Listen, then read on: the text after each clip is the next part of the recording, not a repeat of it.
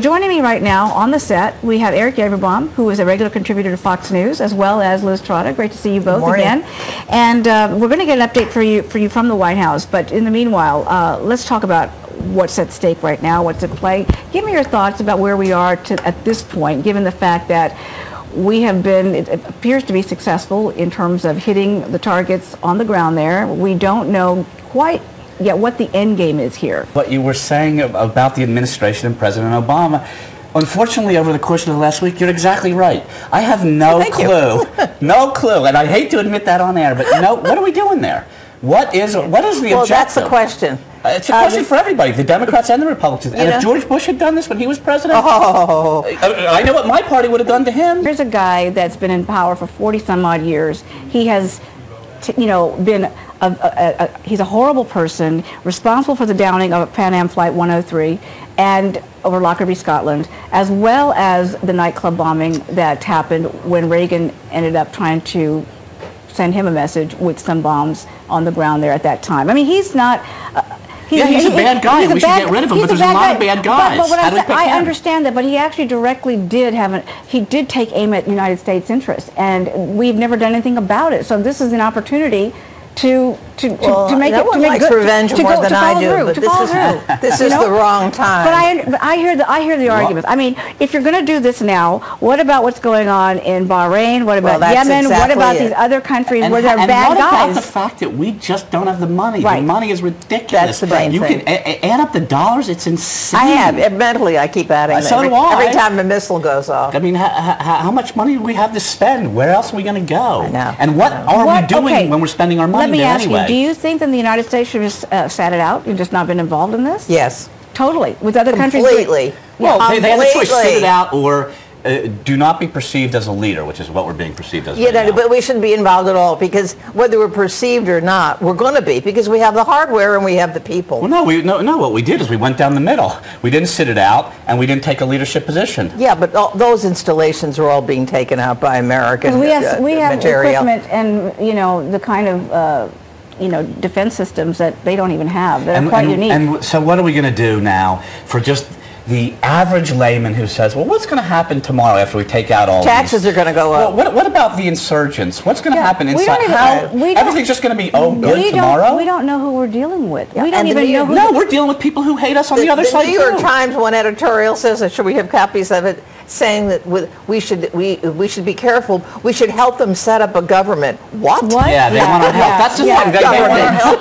They hate us too. Both sides hate us. We're not going. Nobody's welcoming us there. I can't believe it. Nation building. Why don't they go and try to set up a government? I mean, it's ridiculous. It amazes me that leap, taking that leap to say we should go and do this. What about our own backyard? We have to take care of people in our own backyard. Our own government is out, out of bounds at the moment. And we're doing such a great job in other countries too. That's right. We could be stuck there for a very long time. What about leadership from Obama at this point? I mean, the fact that he has been, dithering in terms of making decisions. He's dithering. Congress isn't backing him. This is an act of war. I don't care what anybody says. If Bush did it, my own party would have skewered him for doing it. Right. I don't understand it at all, and I don't even know what we're doing there. And we're members of Congress are very upset at the fact that Congress wasn't consulted, and then one member of Congress is calling for his impeachment. Actually, at this point, I mean, with three whiny women known to be such leftists walk this guy into a war, then I mean, come on.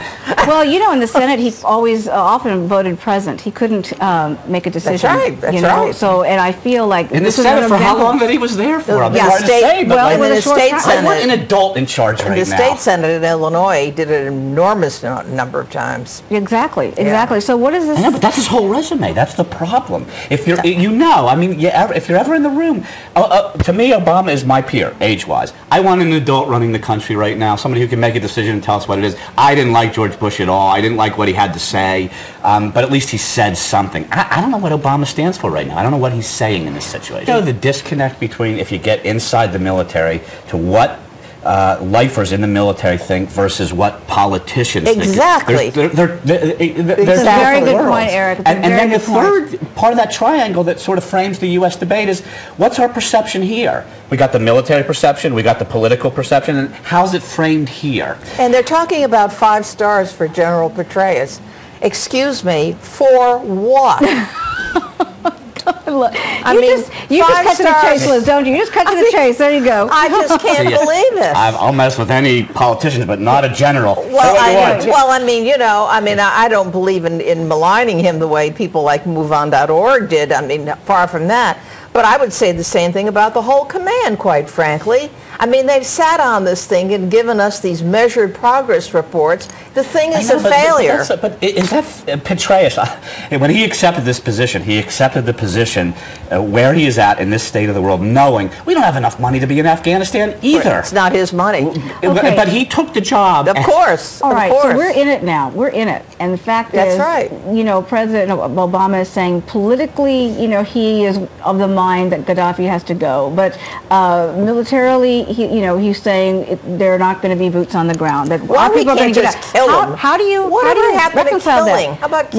Well, you know that can't. You can't even say you can't killing say anymore, that, can you? and you can't go publicly. I mean, they could have at some point put a nice little quiet Delta team in there and just gotten rid of the guy a long time ago. People said that about Saddam Hussein. People said that about Osama bin Laden. It just doesn't happen. You know, we didn't want to do it with bin Laden when we had the chance. Yeah, there you go. I mean, that didn't happen, obviously, at that point.